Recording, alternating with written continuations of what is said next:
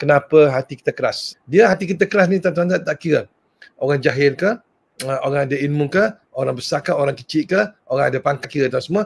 Hati keras ni kerana beberapa perkara yang hilang daripada diri kita, yang tidak wujud pada diri kita. Ulama beritahu ada 5 perkara. Kalau dia hilang 5 perkara ni ataupun hilang salah satu, maka hati kita akan jadi keras. Kalau ikut almarhum Tuan Guru Haji Omar, dia kata iman tiap-tiap seorang tu telanjang. Pakaian dia semua adalah takwa. Dan takwa tak akan dapat tanpa 5 perkara. Pertama dan semua ilmu. Anda kena ada ilmu. Ilmu fardu ain, perasaan takut kepada Allah Ta'ala.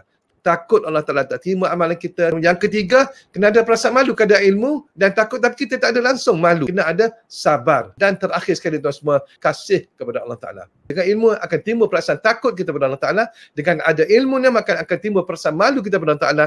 Dengan ada ilmu akan timbul perasaan sabar. Dan ada ilmu tu semua, kita akan kasih kepada Allah Ta'ala. Jadi ilmu ni penting.